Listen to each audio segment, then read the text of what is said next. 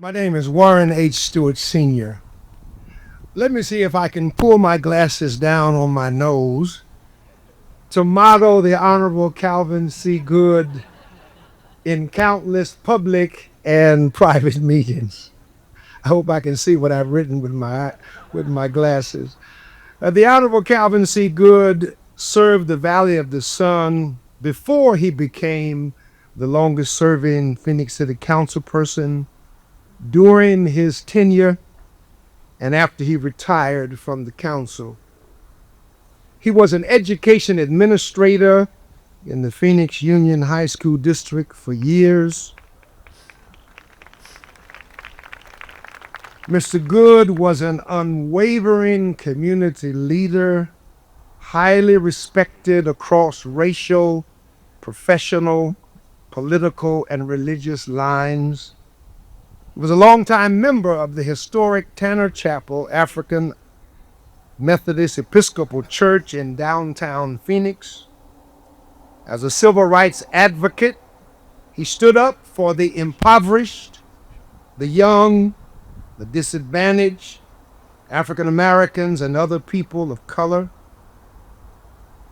Calvin Goode is remembered as a person of character, integrity, courage, wisdom, and faith, as well as a husband, father, and grandfather.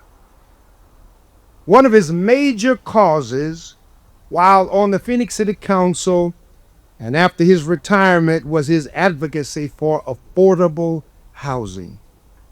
He fought enthusiastically against systemic racism in our communities to aim for liberty and justice for all.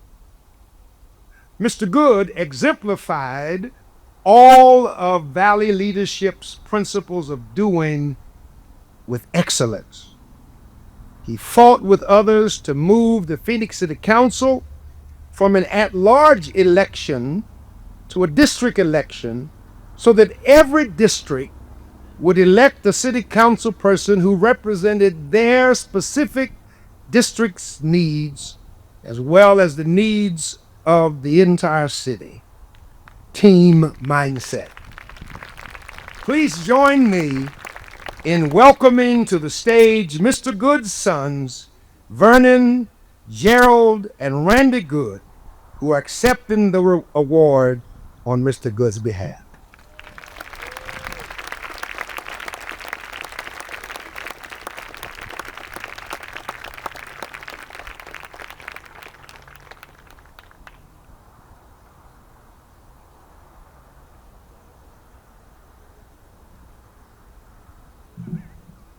All right. Well, thank you all for this tremendous honor. You know, sometimes when people are out of sight, they're out of mind. We're approaching next month the 4th anniversary of Dad's passing, and as we said on the video, there's not a day goes by that we don't miss him tremendously. To further appear to be him, one of the first things he would do in any speaking time, whenever there was a time for us, when we were in his presence, he'd introduce the family, many times to our own embarrassment.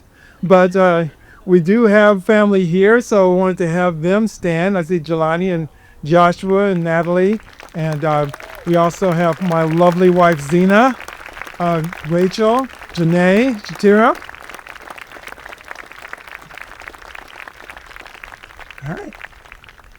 And we want to thank Pastor Stewart for the nomination, to all of Valley leadership and board of directors, and also to the organization as a whole. And also the current and past honorees, sponsors. A nice shout out to Paige, who continually kept us in the loop on what we were supposed to be doing today. Ambassador Barrett and Bill Shover earlier. Special thanks to Bill Shover for helping me to get my very first job that wasn't paid by my father. Uh, and I think, like Nita said, we were born into a household with great parents.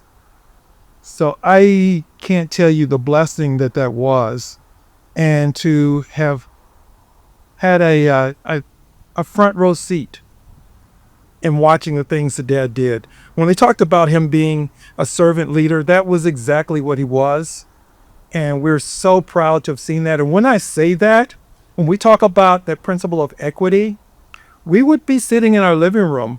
One moment, someone would be unhoused and on down on their luck and wanted to find a way that they could make the next step. And he'd say, "Come on out here and maybe you can cut the grass for me." He always wanted to give them that dignity.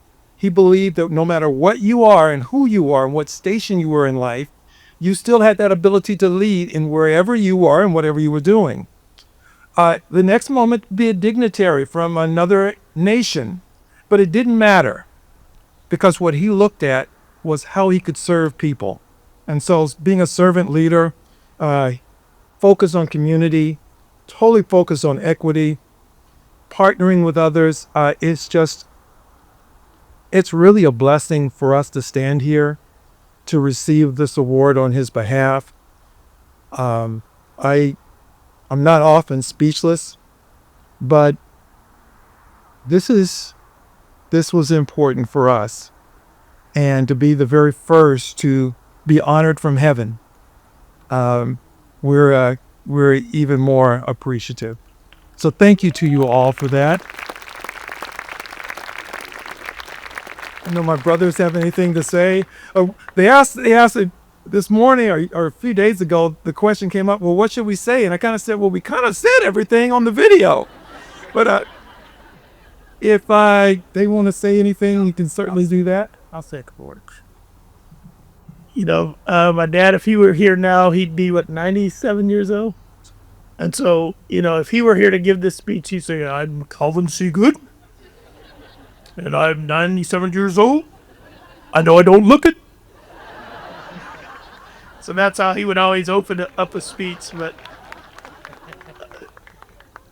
in later life, as our mom became ill, us brothers, we spent a lot of time helping him because we realized, Dad's not the youngest person anymore. He thinks he can do these things.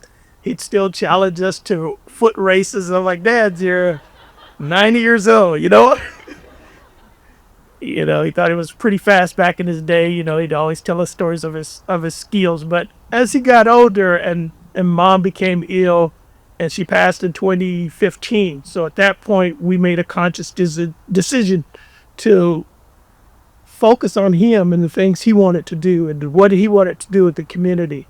And one of the things in later life that he said to us that he wanted to still accomplish was making a difference in affordable housing. And so we continued to talk with him about that. And, we recently developed a Good Legacy LLC for affordable housing, and we're in the early stages of continuing that legacy. So we wanted to let you know that we're going to continue to strive to take his name forward and to be an impact to the community and pass that on to our next generation. So we thank you for that.